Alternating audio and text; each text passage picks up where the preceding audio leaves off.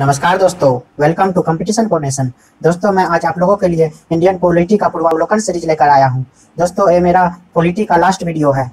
दोस्तों वीडियो में आगे बढ़ने से पहले अगर आप लोग चैनल पे नए हैं तो चैनल को सब्सक्राइब कर लीजिए और बेल आइकन को दबा लीजिए, जिससे कि वीडियो का नोटिफिकेशन सबसे पहले आप लोगों के बीच आ सके। तो चलिए देखते हैं पहला क्वेश्चन है दोस्तों, सिक्किम भारत का एक राज्य बनाया गया था, तो कब बनाया गया था, किस संशोधन के अंतर्गत? तो इसका राइट आंसर हो जाएगा ऑप्शन सी, 35वें संशोधन के अंतर्गत। 35वें संशोधन 1974 के द्वारा सिक्किम को भारत में संयुक्त राज्य के रूप में शामिल किया गया और 36वें संशोधन 1975 द्वारा सिक्किम को 22वां राज्य बनाया गया था भारत का। तो चलिए देखते हैं नेक्स्ट क्वेश्चन है दोस्तों, बिहार को काटकर एक पृथक वनांचल राज्य का बनना संभव है? तो इसका राइट आंसर हो जाएगा ऑप्शन डी, इनमें से कोई नहीं, क्योंकि राज्यों का निर्माण करने का अधिकार अनुच्छेद 3 के अनुसार संघीय संसद का है। अतः बिहार को काटकर पृथक वनांचल का राज्य का बनना संसद के प्रावधानों द्वारा संभव है, न कि इन सभी के द्वारा। चलिए देखते हैं नेक्स्ट क्वेश्चन है दोस्तों, संविधान समीक्षा आयोग जिसे फरवरी 2000 में गठित किया गया के अध्यक्ष कौन है? तो इसका राइट आंसर हो जाएगा ऑप्शन ए, एम.एन. वेंकट चलैया। संविधान समीक्षा आयोग का गठन फरवरी 2000 में किया गया। आयोग के अध्यक्ष जस्टिस एम.एन. वेंकट चलैया थे। आयोग ने अपनी अंतिम रिपोर्ट 31 मार्च 2002 को पेश की थी। 31 मार्च 2002 को आयोग ने अपनी अंतिम रिपोर्ट पेश की थी। दोस्तों अगर वीडियो अच्छा लगे तभी वीडियो को लाइक कीजिएगा, नहीं तो मैं बार बार नहीं कहूँगा कि आप लोग वीडियो को लाइक कीजिए। तो चलिए देखते हैं नेक्स्ट क्वेश्चन है, नेक्स्ट क्वेश्चन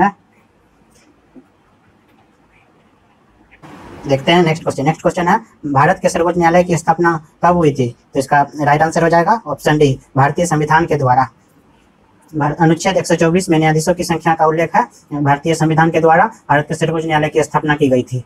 तो चलिए देखते हैं नेक्स्ट क्वेश्चन है, भारत के सर्वोच्च न्यायालय की स्वीकृति क्षमता क्या है? तो इसका राइट आंसर हो जाएगा, इसका राइट आंसर इनमें से कोई भी सही नहीं है। इसका राइट आंसर अभी प्रेजेंट में 33 है सर्वोच्च न्यायालय की स्वीकृति क्षमता। चलिए देखते हैं नेक्स्ट क्वेश्चन है, भारतीय सर्वोच्च न्यायालय में न्यायाधीश की नियुक्ति कौन करता है? तो इसका राइट आंसर हो जाएगा ऑप्शन बी, राष्ट्रपति। भारतीय संविधान के अनुच्छेद 124(2) के अनुसार राष्ट्रपति सर्वोच्च न्यायालय में के प्रत्येक न्यायाधीश की नियुक्ति करता है।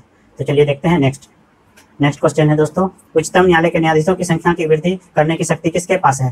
तो इसका राइट आंसर हो जाएगा ऑप्शन सी, संसद के पास। भारतीय संविधान के अनुच्छेद 124 के अनुसार उच्चतम न्यायालय के न्यायाधीशों की संख्या में वृद्धि करने की शक्ति संसद के पास है।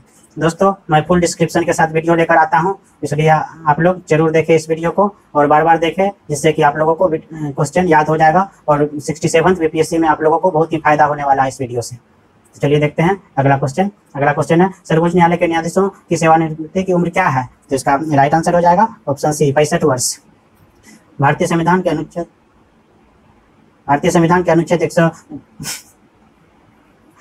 दोस्तों अनुच्छेद 124(2) के अनुसार सर्वोच्च न्यायालय के न्यायाधीश की सेवानिवृत्ति की आयु 65 वर्ष निर्धारित की गई है। तो चलिए देखते हैं अगला क्वेश्चन है, सर्वोच्च न्यायालय का न्यायाधीश अपने पद से त्यागपत्र किसको लिख कर दे सकता है? इसका राइट आंसर हो जाएगा ऑप्शन ए, राष्ट्रपति। सर्वोच्च न्यायालय का न्यायाधीश अपने पद से त्यागपत्र राष्ट्रपति को लिख कर दे सकता है। तो चलिए देखते हैं अगला क्वेश्चन क्या है दोस्तों, न्यायिक पुनर्विलोकन का अर्थ यह है कि सर्वोच्च न्यायालय, तो इसका राइट आंसर हो जाएगा ऑप्शन डी, सर्वोच्च न्यायालय किसी भी राज्य के कानून को अवैध घोषित कर सकता है।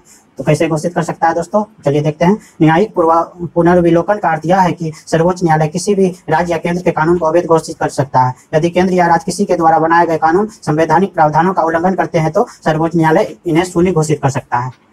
तो चलिए देखते हैं नेक्स्ट क्वेश्चन है दोस्तों, राज्य सरकार का कार्यकारी अध्यक्ष या संवैधानिक प्रमुख कौन है? तो इसका राइट आंसर हो जाएगा ऑप्शन बी, राज्यपाल। संविधान के अनुच्छेद 154(1) के अनुसार राज्य की कार्यपालिका शक्ति राज्यपाल में निहित होती है। तो चलिए देखते हैं अगला क्वेश्चन है दोस्तों, किसी राज्य का राज्यपाल नियुक्त किया जाता है? कैसे नियुक्त किया जाता है, किसके द्वारा? तो इसका राइट आंसर हो जाएगा ऑप्शन सी, राष्ट्रपति के द्वारा।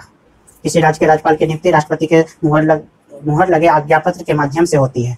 तो चलिए देखते हैं अगला क्वेश्चन है, भारतीय संविधान के अनुसार राज्यों की विधायिका में सम्मिलित है। तो इसका राइट आंसर हो जाएगा डी, राज्यपाल, विधानसभा एवं विधान परिषद जहां इसका अस्तित्व है। तो इसका राइट आंसर डी हो जाएगा, केवल 4। चलिए देखते हैं नेक्स्ट क्वेश्चन है, उत्तर प्रदेश के राज्यपाल ने विधानसभा के सत्र के आयोजन के लिए इसके अध्यक्ष को निर्देश किया। ऐसा करने में वे उन अधिकारों का उपयोग कर रहे हैं जो उनके पद में निहित है।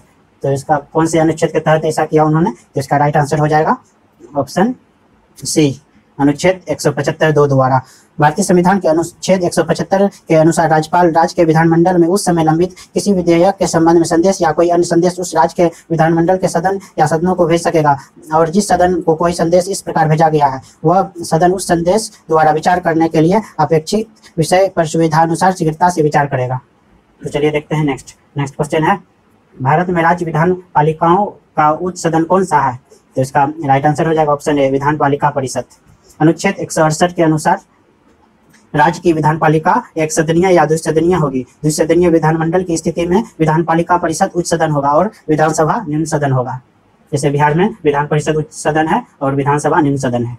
तो चलिए देखते हैं नेक्स्ट क्वेश्चन है दोस्तों, किसी राज्य में विधान परिषद की संरचना अथवा विघटन किया जा सकता है, किसके द्वारा किया जा सकता है? तो इसका राइट आंसर हो जाएगा ऑप्शन बी, केंद्रीय संसद के द्वारा। अनुच्छेद 169(1) के अनुसार किसी राज्य में विधान परिषद की संरचना या विघटन का अधिकार संसद को है।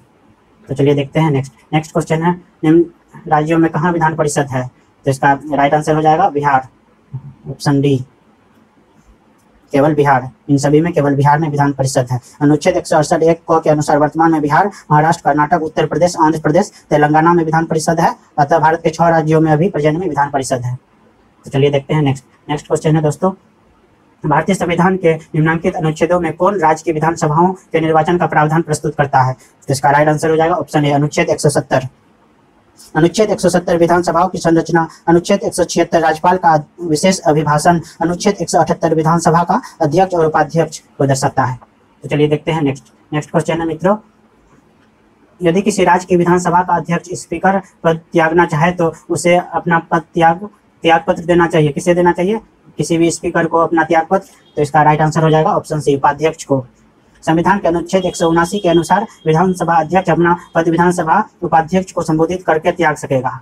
तो चलिए देखते हैं अगला क्वेश्चन है दोस्तों, किसी उच्च न्यायालय ने यह फैसला दिया कि एक ही बार में 3 बार तलाक कहने से तलाक होना गैर कानूनी है। तो इसका राइट आंसर हो जाएगा ऑप्शन बी, इलाहाबाद उच्च न्यायालय। इलाहाबाद उच्च न्यायालय ने रहमतुल्लाह बनाम स्टेट ऑफ यूपी 1994 के मामले में यह निर्णय दिया कि यदि विधि के उपबंधों को विफल करने के उद्देश्य से 3 बार तलाक कहकर तलाक दिया जाता है तो ऐसा तलाक गैर कानूनी होगा। तो चलिए देखते हैं नेक्स्ट क्वेश्चन है, निम्नलिखित उच्च न्यायालयों में से कौन से एक से अधिक राज्य या केंद्र शासित प्रदेश के लिए है? तो इसका राइट आंसर हो जाएगा सी और डी दोनों, गुवाहाटी और मुंबई दोनों। गुवाहाटी उच्च न्यायालय एक से अधिक राज्यों के लिए है। इसमें असम, नागालैंड, मिजोरम और अरुणाचल प्रदेश का क्षेत्राधिकारिता है, जबकि मुंबई उच्च न्यायालय का क्षेत्राधिकार महाराष्ट्र, दादरा एवं नगर हवेली और दमन व द्वीप तथा गोवा भी है। तो चलिए देखते हैं नेक्स्ट क्वेश्चन है दोस्तों, बाबरी मस्जिद या राम जन्मभूमि का विवाद जो इलाहाबाद उच्च न्यायालय लखनऊ न्यायपीठ के समक्ष है, किस प्रकार का है? तो इसका राइट आंसर हो जाएगा ऑप्शन बी, स्वत्वाधिकार मुकदमा यानी कि टाइटल सूट। बाबरी मस्जिद या राम जन्मभूमि का विवाद इलाहाबाद उच्च न्यायालय के समक्ष स्वत्वाधिकार मुकदमे के रूप में प्रस्तुत किया गया है, जिसमें 2 समुदाय ने बाबरी मस्जिद या राम जन्मभूमि की जमीन व संपत्ति पर अपने अपने दावे पेश किए थे। तो चलिए देखते हैं नेक्स्ट क्वेश्चन में देखने से पहले दोस्तों वीडियो में अंतिम तक बने रहिए आप लोगों को इस वीडियो से बहुत ही फायदा होने वाला है। बीपीएससी में कम से कम 5 क्वेश्चन तो इस वीडियो से फिक्स है दोस्तों। भारत के संविधान का कौन सा अनुच्छेद भारतीय निर्वाचन आयोग की स्थापना से संबंधित है? तो इसका राइट आंसर हो जाएगा ऑप्शन ए, अनुच्छेद 324। भारतीय संविधान के अनुच्छेद 324 के तहत संसद एवं इसमें दोस्तों अनुच्छेद 324 के तहत संसद एवं राज्य विधानमंडलों तथा राष्ट्रपति एवं उपराष्ट्रपति पदों के निर्वाचन के लिए निर्वाचक नामावली तैयार कराने तथा इन निर्वाचनों के संचालन का अधीक्षण, निर्देशन और नियंत्रण करने के लिए निर्वाचन आयोग का प्रावधान किया गया है। तो चलिए देखते हैं अगला क्वेश्चन क्या है दोस्तों, भारतीय संविधान का कौन सा अनुच्छेद संवैधानिक प्रावधानों की संघीय संसद राज्य विधान पालिकाओं द्वारा बनाए गए नियमों कानूनों पर प्राथमिकता प्रदान करता है? तो इसका राइट आंसर हो जाएगा ऑप्शन ए, 13वां। संविधान के अनुसूची 13वां में यह प्रावधान है कि संघ व राज्य कोई ऐसा कानून नहीं बनाएंगे जो भाग 3 में प्रदत्त मौलिक अधिकारों को छीनता या न्यून करता हो। यदि कोई कानून मौलिक अधिकारों के उल्लंघन में बनाया गया हो तो कानून उल्लंघन की मात्रा तक शून्य होगी। तो चलिए देखते हैं अगला क्वेश्चन है 155 नंबर दोस्तों, निम्नलिखित में से कौन सा विषय समवर्ती सूची में है? तो इसका राइट आंसर हो जाएगा ऑप्शन बी, शिक्षा प्रारंभ में राज्य सूची में शामिल थी, किंतु संघ व राज्य दोनों के लिए इसके समान महत्व को देखते हुए संविधान के 42वें संविधान संशोधन के अंतर्गत 1976 की धारा 57 द्वारा इसे समवर्ती सूची में डाल दिया गया। तो चलिए देखते हैं अगला क्वेश्चन दोस्तों। अगला क्वेश्चन है, निम्न में से किस अनुच्छेद के अंतर्गत वित्त आयोग का गठन का प्रावधान किया गया है? तो इसका राइट आंसर हो जाएगा ऑप्शन ए अनुच्छेद 280। केंद्र एवं राज्य के मध्य कर राजस्व के वितरण पर सिफारिशें देने के लिए संविधान के अनुच्छेद 280 के तहत राष्ट्रपति द्वारा वित्त आयोग का गठन किया गया है। नेक्स्ट क्वेश्चन है दोस्तों, भारत में संघीय वित्त आयोग संबंध रखता है, तो इसका राइट आंसर हो जाएगा ऑप्शन बी राज्यों एवं केंद्र के बीच वित्त से। भारत में संघीय वित्त आयोग राज्यों एवं केंद्र के बीच वित्त से संबंध रखता है। चलिए देखते हैं अगला क्वेश्चन है, योजना आयोग की स्थापना कब हुई थी, तो इसका राइट आंसर हो जाएगा ऑप्शन बी 15 मार्च 1950 को। इसका गठन केंद्रीय मंत्रिमंडल के एक संकल्प द्वारा 15 मार्च 1950 को किया गया था। प्रधानमंत्री इसका पदेन अध्यक्ष होता है योजना आयोग का। 1 जनवरी 2015 को इसका नाम बदलकर क्या कर दिया दोस्तों, इसका नाम बदलकर नीति आयोग कर दिया गया था। तो चलिए देखते हैं अगला क्वेश्चन है, उस राजनीतिक दल का नाम बताइए जो मिली जुली केंद्रीय सरकार का हिस्सा नहीं है लेकिन जिसका सदस्य 13वीं लोकसभा का स्पीकर चुना गया। तो इसका राइट आंसर हो जाएगा option A Telugu Desam party. 12वीं व 13वीं लोकसभा के स्पीकर जीएमसी बालयोगी थे, जो तेलुगु देशम पार्टी के सदस्य थे। यह दल राष्ट्रीय जनतांत्रिक गठबंधन एनडीए की साझा सरकार में शामिल नहीं हुआ था। चलिए देखते हैं अगला क्वेश्चन है, भारत के विभिन्न राजनीतिक दलों को राष्ट्रीय या क्षेत्रीय दल का दर्जा देने का अधिकार किसको है, तो इसका राइट आंसर हो जाएगा ऑप्शन सी चुनाव आयोग को। भारत में विभिन्न राजनीतिक दलों को राष्ट्रीय या क्षेत्रीय दल का दर्जा देने का अधिकार चुनाव आयोग को है। चलिए देखते हैं अगला क्वेश्चन है, भारत के राजनीतिक दलों से संबंध निम्नलिखित कथनों पर विचार कीजिए। यह कथन है, तो इसका मैं आंसर बोल देता हूँ डायरेक्ट दोस्तों। इसका आंसर ऑप्शन डी 1 2 3 4 चारों है।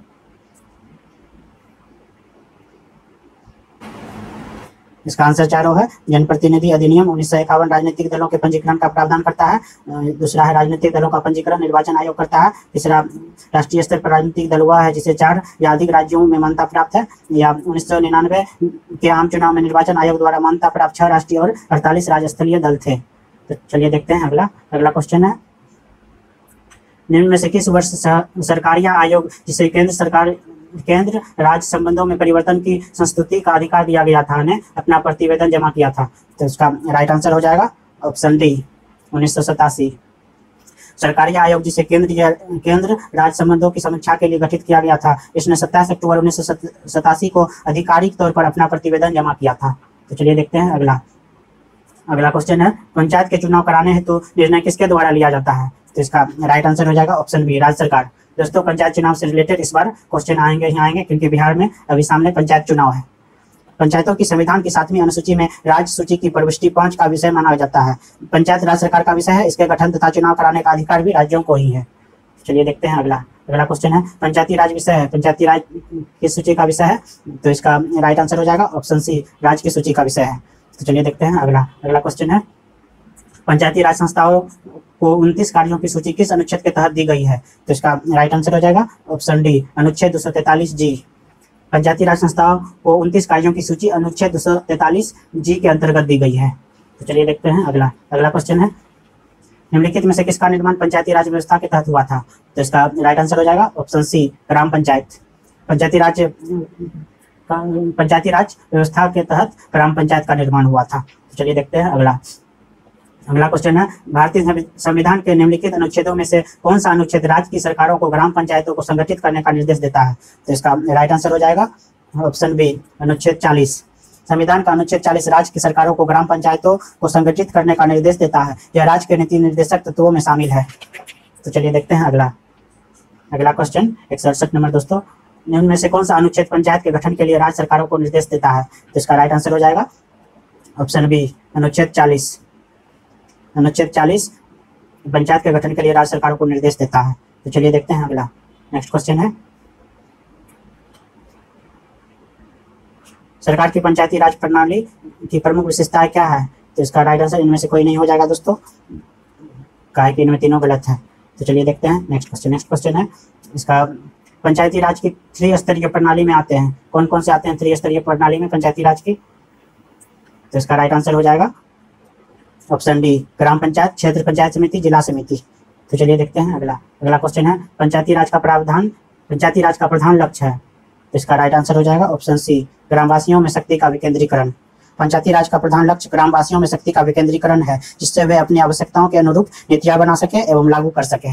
तो चलिए देखते हैं अगला अगला क्वेश्चन है दोस्तों, सफलतापूर्वक कार्य हेतु पंचायती राज को पूरे सहयोग की जरूरत पड़ती है। तो इसका राइट आंसर हो जाएगा ऑप्शन ए, स्थानीय जनता की। पंचायती राज को सफलतापूर्वक कार्य करने के लिए स्थानीय जनता के पूर्ण सहयोग की आवश्यकता होती है। बिना जन भागीदारी के पंचायती राज का स्वप्न साकार नहीं हो सकता है दोस्तों। भारत में पंचायती राज प्रतिनिधित्व करता है। तो इसका राइट आंसर हो जाएगा ऑप्शन डी, ये सभी तीनों शक्तियों का विकेंद्रीकरण, लोगों की हिस्सेदारी, सामुदायिक विकास। भारत में पंचायती राज की स्थापना ग्रामीण जनता के सर्वांगीण विकास के लिए की गई है। यह शक्तियों के विकेंद्रीकरण, लोगों की भागीदारी, सामुदायिक विकास का प्रतिनिधित्व करता है। तो चलिए देखते हैं अगला अगला क्वेश्चन है दोस्तों, पंचायती राज को डैश के अंतर्गत स्वशासन की इकाई के रूप में संगठित किया गया है। तो इसका राइट आंसर हो जाएगा ऑप्शन डी, भारतीय संविधान के 73वें संशोधन के अंतर्गत। पंचायती राज की स्थापना की प्रेरणा संविधान के अनुसूची 40 ने दी है। आगे चलकर 73वें संशोधन 1992 के माध्यम से इसे स्वशासन की इकाई के रूप में गठित करने के व्यवस्थित प्रयास किए गए। चलिए देखते हैं अगला, जिस समिति की सिफारिश पर भारत में पंचायती राज की स्थापना की गई उसका अध्यक्ष कौन था? तो इसका राइट आंसर हो जाएगा ऑप्शन सी, बलवंत राय मेहता। पंचायती राज की अनुशंसा के लिए 1957 में एक समिति गठित की गई थी जिसके अध्यक्ष बलवंत राय मेहता जी थे। तो चलिए देखते हैं अगला अगला क्वेश्चन है, भारत में पंचायती राज की अनुशंसा के लिए बनी समिति के अध्यक्ष थे। तो बार बार बीपीएससी इस तरह के क्वेश्चन को रिपीट करता है दोस्तों। जिसका राइट आंसर हो जाएगा ऑप्शन ए, बलवंत राय मेहता। तो चलिए देखते हैं अगला अगला क्वेश्चन है, निम्न में से कौन सा विकेंद्रीकरण का वैशिष्ट्य नहीं है? तो इसका राइट आंसर हो जाएगा ऑप्शन सी, स्थानीय समुदाय में आत्मविश्वास को नहीं जगाना। तो चलिए देखते हैं अगला अगला क्वेश्चन है, भारत में पंचायती राज व्यवस्था सर्वप्रथम राजस्थान और डैश में प्रारंभ की गई थी। तो इसका राइट आंसर हो जाएगा ऑप्शन डी, आंध्र प्रदेश। भारत में पंचायती राज व्यवस्था सर्वप्रथम राजस्थान और आंध्र प्रदेश में प्रारंभ की गई थी। तो चलिए देखते हैं अगला अगला क्वेश्चन है, पंचायती राज सर्वप्रथम परिवर्तित किया गया। तो इसका राइट आंसर हो जाएगा ऑप्शन डी, राजस्थान में। पंडित जवाहरलाल नेहरू ने 2 अक्टूबर 1959 को राजस्थान के नागौर जिले में पंचायती राज का उद्घाटन किया। तो इसका आंसर नागौर जिले हो जाएगा। कभी आप लोग को एग्जाम में आएगा तो आप लोग नागौर जिले दे सकते हैं। यहीं से सर्वप्रथम पंचायती राज का उद्घाटन हुआ था जिसे पंडित जवाहरलाल नेहरू तत्कालीन प्रधानमंत्री ने किया था। तो चलिए देखते हैं अगला अगला क्वेश्चन है, निम्नलिखित में से किस कमेटी या आयोग ने न्याय पंचायत बनाने की सिफारिश की थी? जिसका राइट आंसर हो जाएगा option B, Ashok Mehta committee. Ashok Mehta समिति गठन 1977 में जनता पार्टी सरकार ने पंचायती राज व्यवस्था में सुधार हेतु किया था। तो चलिए देखते हैं अगला अगला क्वेश्चन है, निम्नलिखित में से कौन सा कार्य स्थानीय स्वशासन के अधिकार क्षेत्र में नहीं आता है? तो इसका राइट आंसर हो जाएगा ऑप्शन डी, सार्वजनिक अनुशासन का रख रखाव। यह नहीं आता है। इधर सार्वजनिक स्वास्थ्य, स्वच्छता, जनोपयोगी सेवा, ये तीनों आते हैं। सिर्फ सार्वजनिक अनुशासन का रख रखाव नहीं आता है। तो चलिए देखते हैं अगला अगला क्वेश्चन है 63वें बीपीएससी का दोस्तों, पंचायती राज प्रणाली किस सूची में है? तो इसका राइट आंसर हो जाएगा ऑप्शन बी, राज्य सूची में। पंचायती राज प्रणाली राज्य सूची का विषय है या राज्य सूची की प्रविष्टि 5 का विषय है। तो चलिए देखते हैं अगला अगला क्वेश्चन है दोस्तों, किस राज्यों ने पंचायती राज संस्थाओं में स्त्रियों के 50% आरक्षण को वैध किया है? तो इसका राइट आंसर हो जाएगा ऑप्शन डी, 1, 2, 3 और 4, यानी कि बिहार, उत्तराखंड, मध्य प्रदेश, हिमाचल प्रदेश। बिहार, उत्तराखंड, हिमाचल प्रदेश तथा मध्य प्रदेश राज्यों ने पंचायती राज संस्थाओं में महिलाओं के 50% आरक्षण को वैध किया है। जिसमें आप लोग इसका एग्जाम्पल देखेंगे कि 50% मुखिया उम्मीदवार महिला ही होती है, महिला सीट कर दिया गया है। तो चलिए देखते हैं नेक्स्ट क्वेश्चन है, किन राज्य सरकारों ने 2010 तक स्थानीय निकायों में महिलाओं का आरक्षण 50% कर दिया? तो इसका राइट आंसर हो जाएगा ऑप्शन बी, बिहार, मध्य प्रदेश, हिमाचल प्रदेश। दोस्तों मैं बार बार कह रहा हूं कि पंचायती राज से रिलेटेड क्वेश्चन आप लोग जरूर देख लें, क्योंकि इस बार बीपीएससी में 100% पूछा जाएगा पंचायती राज से रिलेटेड क्वेश्चन। तो चलिए देखते हैं अगला अगला क्वेश्चन है, 73वें संविधान संशोधन कानून की वैधानिक शुरुआत किस संविधान संशोधन बिल से हुई थी? तो इसका राइट आंसर हो जाएगा ऑप्शन डी, 64वां संविधान संशोधन बिल। 73वें संविधान संशोधन अधिनियम की वैधानिक शुरुआत मूलतः 64वें संविधान संशोधन बिल द्वारा की गई थी। तो चलिए देखते हैं अगला अगला क्वेश्चन है, किस संवैधानिक संशोधन के द्वारा पंचायती राज संस्थाओं को संवैधानिक स्तर प्राप्त हुआ? तो इसका राइट आंसर हो जाएगा ऑप्शन ए, 73वां संशोधन। 73वें संशोधन संवैधानिक संशोधन 1992 द्वारा पंचायती राज संस्थाओं को संवैधानिक स्तर प्राप्त हुआ है। 1992 द्वारा हुआ है इसे संवैधानिक स्तर प्राप्त। तो चलिए देखते हैं अगला अगला क्वेश्चन है, संविधान का 73वां संशोधन संबंधित है। तो इसका राइट आंसर हो जाएगा ऑप्शन डी, पंचायती राज प्रणाली से। आप लोग याद रखिएगा दोस्तों, इसका संशोधन पूछा जाएगा तो 73वां संविधान संशोधन हो जाएगा पंचायती राज प्रणाली से रिलेटेड। तो चलिए देखते हैं अगला अगला क्वेश्चन है, भारत में इनमें से कौन सा विषय पंचायती राज संस्थाओं की शक्तियों के अंतर्गत नहीं आता है? तो इसका राइट आंसर हो जाएगा ऑप्शन बी, न्यायिक पुनर्वीक्षण, जुडिशियल रिव्यू। जुडिशियल रिव्यू पंचायती राज संस्थाओं की शक्तियों के अंतर्गत नहीं आता है, यह सर्वोच्च न्यायालय की शक्ति है। चलिए देखते हैं अगला अगला क्वेश्चन है, भारतीय संविधान में संशोधन के लिए विधेयक लाया जा सकता है। तो इसका राइट आंसर हो जाएगा ऑप्शन सी, या तो लोकसभा में या राज्यसभा में। भारतीय संविधान में संशोधन के लिए विधेयक संसद के किसी भी सदन, लोकसभा में या राज्यसभा में लाया जा सकता है। तो चलिए देखते हैं नेक्स्ट क्वेश्चन है दोस्तों, भारतीय संविधान के लिए प्रथम संशोधन विधेयक लाया गया। तो इसका राइट आंसर हो जाएगा ऑप्शन बी, 1951 में। भारतीय संविधान के लिए प्रथम संशोधन विधेयक 1951 में लाया गया था। तो चलिए देखते हैं अगला। नेक्स्ट है, निम्नलिखित में से किस विधान संशोधन अधिनियम को लघु संविधान कहा जाता है। तो इसका राइट आंसर हो जाएगा ऑप्शन ए, 42वां। 1976 में हुए 42वें संविधान संशोधन द्वारा संविधान के बहुत सारे मौलिक प्रावधानों को बदलने की कोशिश की गई, इसलिए इसे लघु संविधान की संज्ञा दी गई थी। तो चलिए देखते हैं नेक्स्ट क्वेश्चन है, पिछड़ी जाति आयोग के प्रथम सभापति कौन थे। तो इसका राइट आंसर हो जाएगा ऑप्शन बी, काका साहेब कालेलकर। पिछड़ी जाति आयोग के प्रथम सभापति काका साहेब कालेलकर थे। यह 64वीं बीपीएससी का क्वेश्चन है दोस्तों। देखते हैं अगला क्वेश्चन है, राज्य लोक सेवा आयोग का अध्यक्ष किसके द्वारा नियुक्त किया जाता है। तो इसका राइट आंसर हो जाएगा ऑप्शन सी, राज्य के राज्यपाल के द्वारा। राज्य लोक सेवा आयोग के अध्यक्ष की नियुक्ति राज्य के राज्यपाल के द्वारा की जाती है। चलिए देखते हैं अगला क्वेश्चन है 65वें बीपीएससी का दोस्तों, भारत में मतदान के लिए प्रयोग की जाने वाली मशीन वीवीपैट का संस्करण क्या है। तो इसका राइट आंसर हो जाएगा ऑप्शन सी, M3 संस्करण। भारत में मतदान के लिए प्रयोग की जाने वाली मशीन वीवीपैट का संस्करण M3 है। चलिए देखते हैं नेक्स्ट क्वेश्चन जो है दोस्तों, यह नेक्स्ट और अंतिम क्वेश्चन है दोस्तों आप लोगों के लिए, भारत के वरीयता क्रम में निम्नलिखित में से कौन पहले आता है। तो इसका राइट आंसर हो जाएगा ऑप्शन ए। इसका राइट आंसर ऑप्शन ए हो जाएगा दोस्तों। उपयुक्त में से एक से अधिक वरीयता क्रम में यूपीएससी का अध्यक्ष आते हैं, मुख्य चुनाव आयुक्त आते हैं, नियंत्रक एवं महालेखा परीक्षक तीनों आते हैं, इसलिए इसका ऑप्शन एक से अधिक हो जाएगा। तो दोस्तों कैसा लगा यह वीडियो हमें कमेंट बॉक्स में कमेंट करके जरूर बताइएगा। अगर वीडियो अच्छा लगा हो तो लाइक कीजिएगा और अच्छा नहीं लगा हो तो डिसलाइक भी कर सकते हैं आप लोग। मैं ज़्यादा वीडियो में ज़्यादा भाषण नहीं देता हूँ, सिर्फ काम से रिलेटेड बताता हूँ आपको। मैं ज़्यादा डिस्क्रिप्शन कर देता हूँ वीडियो में, जो कि किसी यूट्यूबर ने नहीं किया अभी तक। तो दोस्तों अगर अच्छा लगे तो अपने फ्रेंड्स के साथ शेयर कर दीजिए। आप लोगों को अगर हिस्ट्री का वीडियो देखना है तो डिस्क्रिप्शन बॉक्स में लिंक दिया हुआ है, हिस्ट्री का सारा वीडियो अपलोड किया हुआ है, वहाँ पे आप लोग जाके देख सकते हैं। तो जाते दोस्तों, stay safe, stay motivated. Thanks for watching this video.